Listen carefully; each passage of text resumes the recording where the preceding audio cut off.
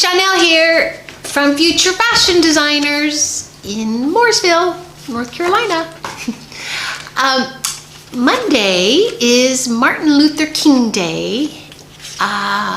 Where are we at? 2020. Yeah. I started this little fashion design school 10 years ago on Martin Luther King Day, 2010. I think it was January 19th. So I cannot believe it's been 10 years. Oh my God, so much has happened. I look back in all my photos and I'm going to share some with you. And wow, a lot has happened. And I saw these little kids just grow up, and they stop in and see me every once in a while. And I can't believe they're like teenagers. There's a couple of my little favorites, probably about 8 or 9 years ago. They were little and they came in the other day and I didn't even recognize them. It was crazy.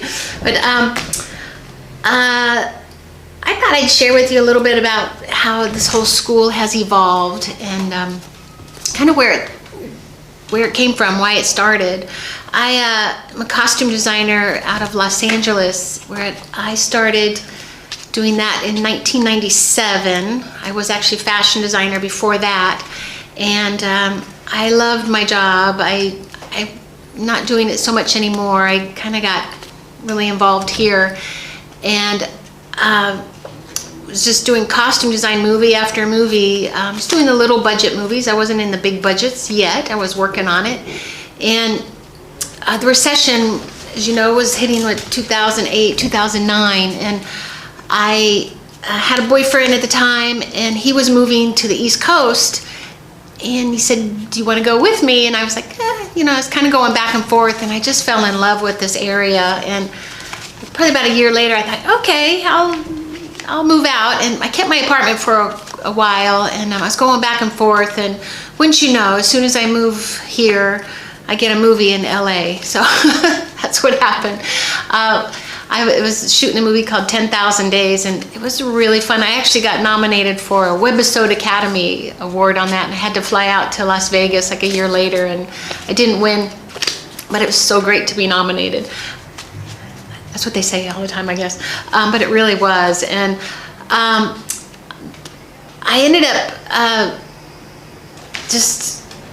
I don't even know how all this happened. This was supposed to be a short gig, maybe 1 to 3 years tops. And just kind of, I wanted to work with kids. And I would always get up for movies that had kids in them and never get them. And I like hanging out with kids. I love their fresh ideas and their craziness and their funny stuff. So, but this whole thing, I was reading this book, 1 Month to Live, and I would follow this pastor out.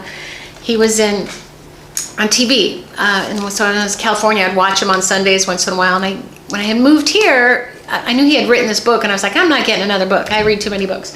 Not that that's a bad thing, but I'm a bookaholic.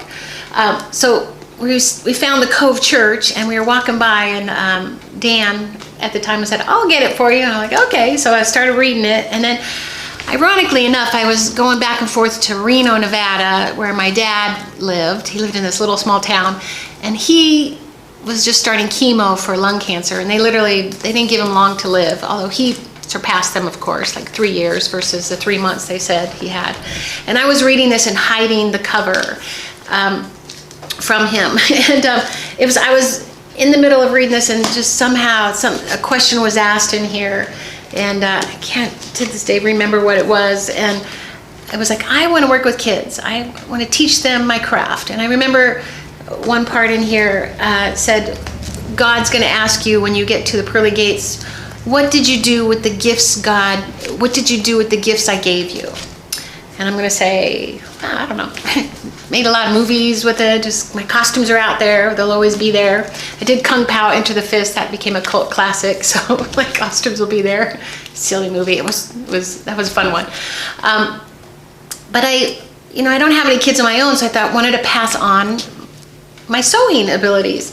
And so I ended up I was up for a movie too with a kid in it, a horse and a kid in there, and a little girl like 12 years old. And I ended up not getting the movie, and I was telling God, okay, if I get the movie, I'll do this afterwards. If I don't, I'll go ahead and start the movie or start the school project. So I didn't get it. And then when I came back to North Carolina, I was bopping back and forth,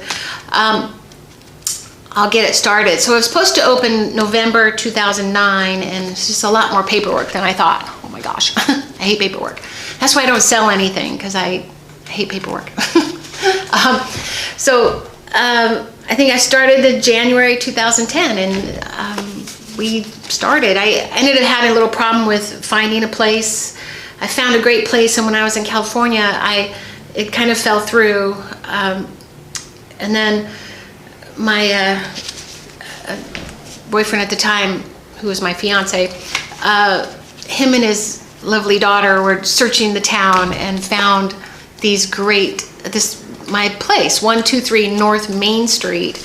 And so when I got back, I remember I signed the lease January 6th. So I found that old lease, and I ended up going for it, and just kind of got it all together. The place was pretty empty at the time. I had 1,200 square feet and just tables out, and got the classes going. And I had a lovely lady named Kimberly Feeney who ended up, she said, "Do you need some help with that?" And she was a homeschool mom, and I had my first class with 8 kids in it from homeschoolers, and I had no idea what I was getting into, because I never taught sewing. I had the whole plan. I'm quite the planner, so I had the whole curriculum planned out, but boy, did I need some help. And then my friend Fabiola came in, and she was a teacher, actually, so she came in and really helped me to work with the kids and all that, and we were off and going. So it was a fun first time.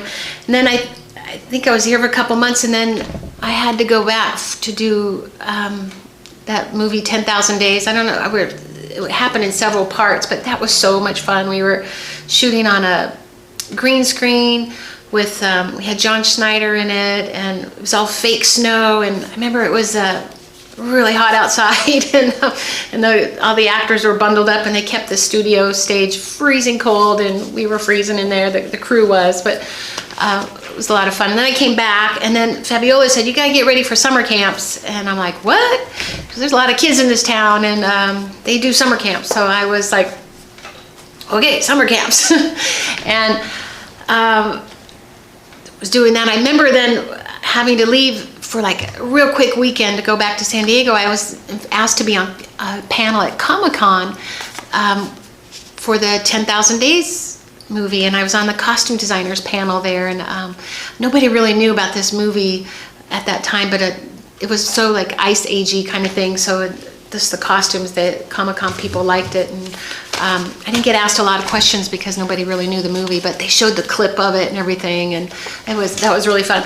And I came back and did some more for the summer camps, and those kids were so creative. I remember there was a group from Cheryl's Ford and Best Friends, and I think they were on one of my first few ones, and they were quite fun, and I just saw so much talent, and then all these little kids that wanted to be fashion designers, and it was really fun.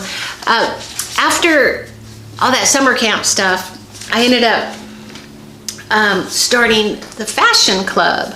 So that we still do today. We were doing that a couple nights, or 2 Fridays a month, and the kids would come in, and we would sketch and drape on the dress forms with fabric, and then make anything they want. And I also had my friend Lisa that volunteered all the time on those Fridays, and she was so great. She loved working with kids too, and we had a lot of fun. Then I started with the little kids, and that's where I met Sophie, who was my prodigy. She came in at age 5 and a half, and I remember her dad showing me a coloring book. Will you accept her into the fashion club? And we had some little special 6 to 8 year old group, and I mean, how can you say no? So I said yes, of course. And she ended up coming to all the fashion clubs.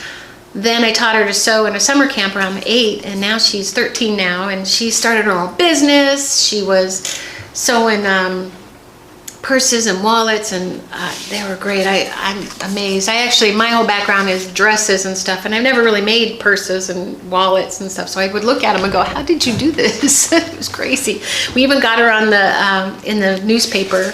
I got a lot of press actually when I first started. There was this one was Lake Norman magazine, and this was a gown that I had done I used to design for soap opera stars, and they put it on the front cover. They also had they put it in the inset here. This was one of my students. Her name was Jacqueline, and she's so gorgeous. I wonder where she is now. She's probably out modeling in New York somewhere, but she's beautiful, and she's the only one that could fit into that gown. So, and it was just kind of kismet how everything happened. That's how the whole school started. It was just, everything just was lining up, and that's when you know you're on the right track. So when things line up. But they did this from Hollywood to Lake Norman, and I used to have people come in all the time. They would always remember me like years later. They remember this article. It was crazy. But we got a lot of press when we first started, and I guess coming from LA to a little town, it was eye-opening for me, so that the magazines would search you out, and in LA you're like nothing. So but that was fun. I wrote some notes here so I can remember all the things. But the fashion club, just tons of cute stuff the kids would make. They'd come in and just use your imaginations and create things. It was really fun. We're still doing that today. But then I ended up, I think a couple years into it, I thought, this is Race City, USA. And I was always like, how's the NASCAR stuff and the cars with all the different colors. So I ended up developing a little clothing line called Race City Couture. So Couture is one-of-a-kind pieces, and I would put the colors of like this was Danica Patrick's skirt. This was the Lowe's, one of the Lowe's skirts, all different colors. This was the M&M skirt. This is little Sloan. She was like 5 or 6 years old here, and this is her sister Quinn, and we did the Home Depot car. This was Avery. She was with me for a long time, and Wallace. These three are sisters, and then we had so much fun doing those little clothes. They were into a lot of fashion shows, and I still have them today. They were so cute, but that was so much fun. Didn't want to get into the selling of it, although that was, I thought I'll start a line of clothes, but I was like, I don't want to, you have to take anything to China nowadays to have anything, profitable or made, so it was nuts. But that was quite a fun time. I did that for a while. Then Future Fashion Designers, really fun. I love chili cook-offs. I like to just go taste everything. I like anything where people are really involved and the guests are involved in stuff. So I started with, I don't even remember what the year was, but had some of my friends, we did chili, and we only needed like 5 gallons at that time. This chili, it was with the Rotary Club, the Great Chili Cookoff. We started with 5 gallons of chili. Then by the time, like years later, we had to get 15 gallons of chili. It just grew and grew. But we dressed up our first time, and they ended up developing the Spirit Award for us because we were like spirited, and it was so much fun. We ended up going on to the next year. We did pterodactyl chili, where we dressed up like the Flintstones, and that was the one cook-off that we had a huge downpour, just like my whole tent was downpoured on, and then we had to, I think they did a redo of it. I can't remember what all that happened, but it was fun, and dressing up like the Flintstones was pretty fun. I was Wilma, and then it was just really fun. I'll show you some pictures of that. Then we did the Minions. I had a bunch of my students and my friends dress up like Minions, so we did that. That one got rained out too, and then I think they ended up doing it on Halloween. We dressed up as Top Hat Chili. That was fun. I had top hats and all black and white, and we served Jello shots and and all that stuff. Then we were the hippies, so we had incense burning, and we were serving magic brownies and dressed up like hippies. That one was so much fun. And then I can't remember which ones we did. Our last one, we were superheroes. So we had that was a hot day. It was like 96 degrees outside. It was the end of September. I think that was our last one. They had one more after that, but I was getting pooped out after that, so I stopped that. But what I did was I started the mac and cheese cook-off. You guys might have seen this around town. that started because Ellen from the Mooresville Arts had come over to my studio, and she said, we need to do something together. And I was like, yeah, we need a fashion show or something. So they had this really, I loved their place back there with the eclectic, like old time train station. That's like literally vintage was there. Now we'll do a fashion show. We'll do a chili cook-off since I love chili cook-off. So that's what we did. And it was a small, it was like 100 people. And my whole goal was to have a fashion show that more than just the parents and the grandparents show up to for the kids. Just like people, you know? So we did that. It went off really good. It was, I remember just being so stressed out about that. And went off good. But then my friend, Iris, who she was from LA and was a costumer, and we met here, and she was so much fun. She ended up passing away like just before the following year. But she said, why did you do, why she said this too is everybody got confused with the mac and cheese cook-off, the big one that we always entered in versus my little one that I was doing. So the dates were confusing. Mine was like in March, theirs was in September. So I was like, so she ended up saying to me, why don't you do a mac and cheese cook-off? And I was like, why didn't you tell me that before? So that's what the next year we were doing mac and cheese cook-off, and we had so much fun with that. The kids would do their fashion show. I even have I have all these like pictures of like at our fashion club, we would get cheese hats and the kids would dress up in there. We would design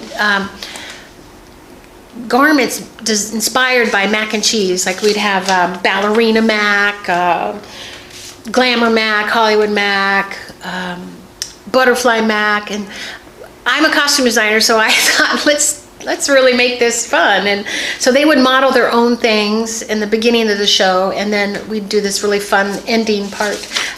This I remember was Tessa at the ironing board in our chef's hat. So we would actually dress up the cookers too, because people, when you enter a place and they're dressed up in costumes and stuff, people love that stuff. But I remember this was Quinn in a Hollywood mac, and she ended up making the Mooresville Weekly front cover. She got a lot of flack about that. And then we got so much press on that too. This was one of my favorite pieces. This was in Lake Norman magazine. That's not here anymore. But we got a whole page on the social scene.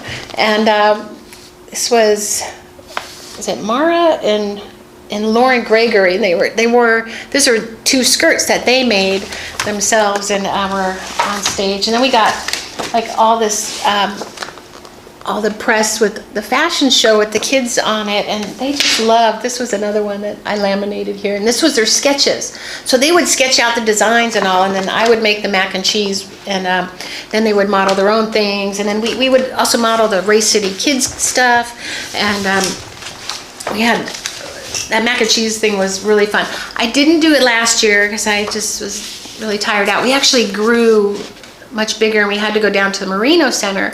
We had over 400 people there, and I had so many volunteers, and it was fun. I'm gonna do it again, but I kind of got involved in some other stuff, so I gotta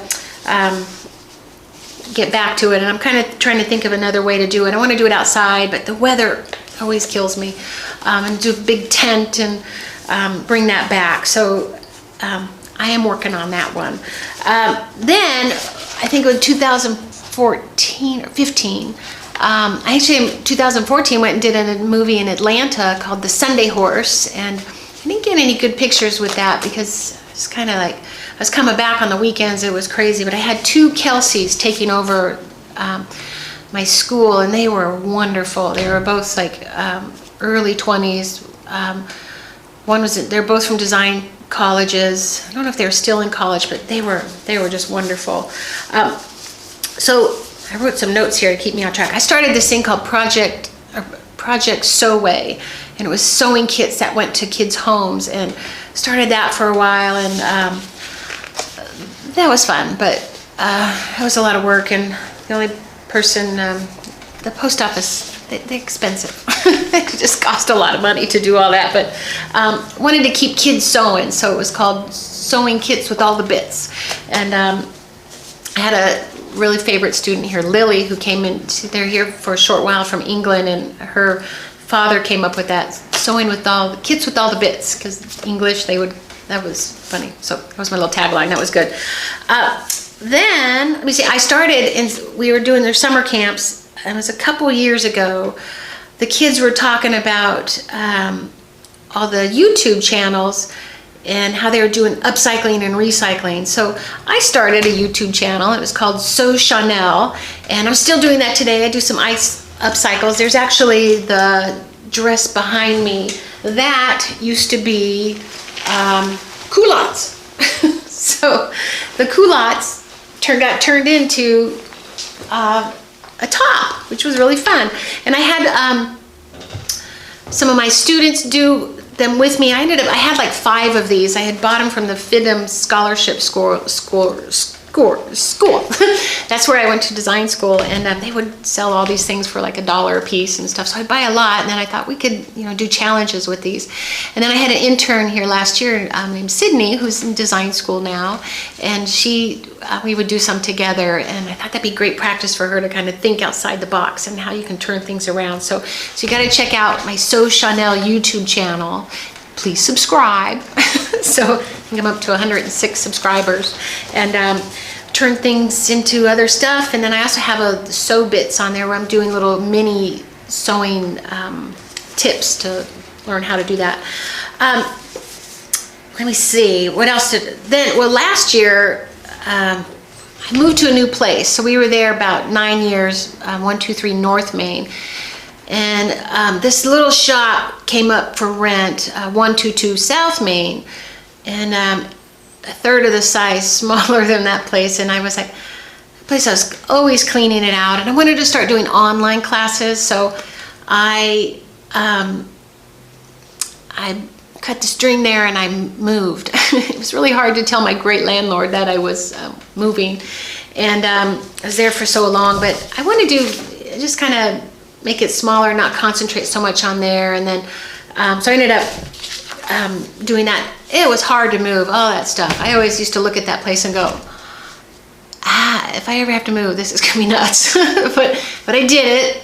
Still don't know how, thanks to my husband. By the way, I did get married, but not to that first guy. I got married to a great guy, another guy. The other one was pretty good too, but Mike, he works at UPS, and he's been my right-hand man in so many things. He won the mac and cheese cook-off twice, the 3rd place. So, and it wasn't rigged. I never voted, but he's always helping me with everything. So lucky.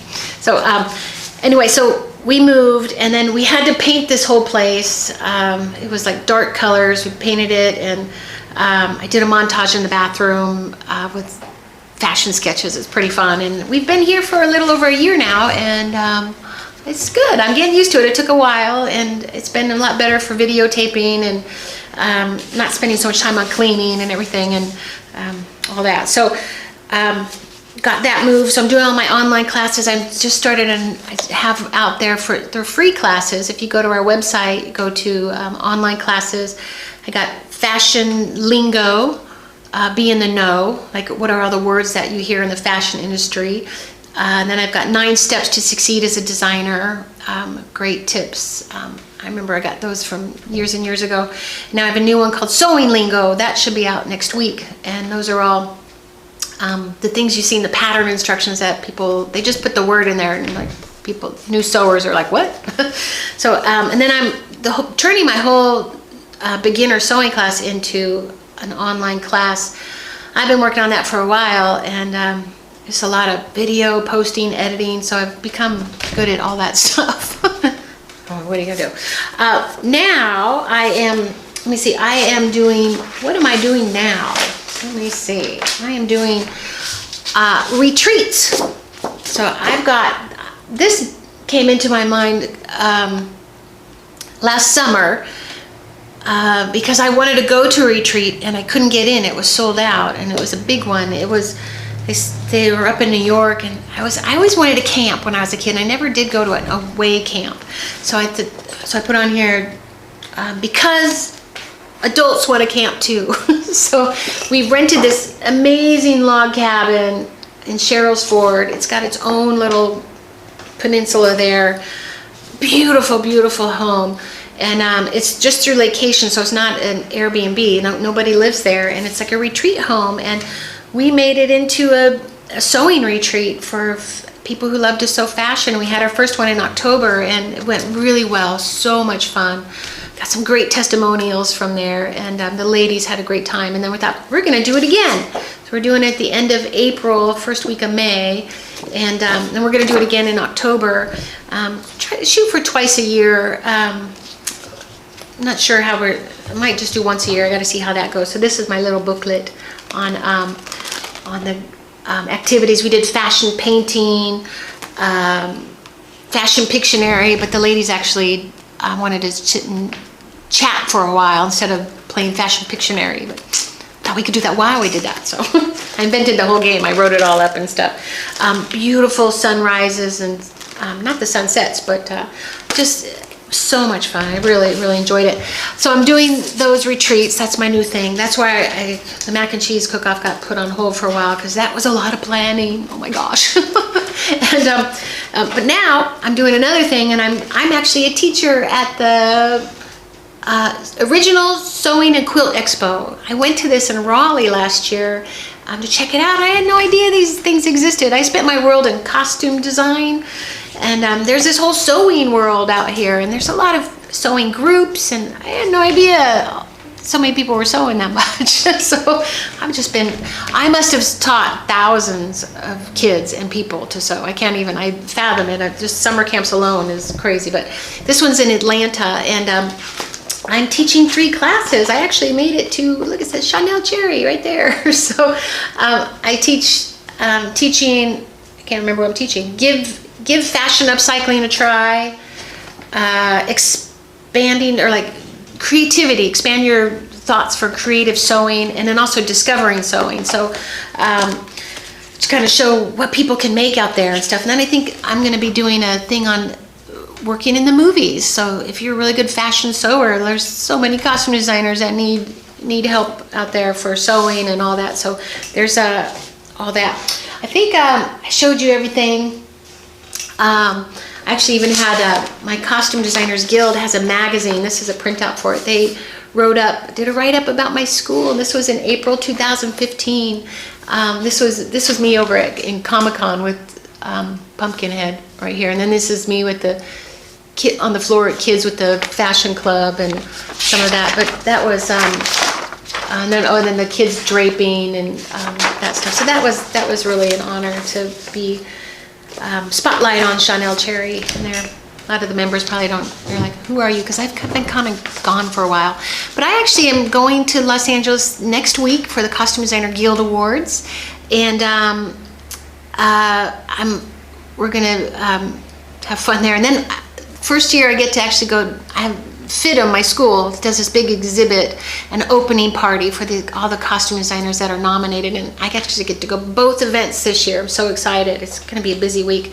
And then I used to throw parties in LA all the time for my film crew, people that I worked with and really loved. And I'm going to be doing that again too at the Hollywood Roosevelt Hotel. We're going to stay there for a couple nights, and I'm going to have I've been emailing all my old buddies from LA and saying we're doing a party again. So that's what I'll be doing the week after next.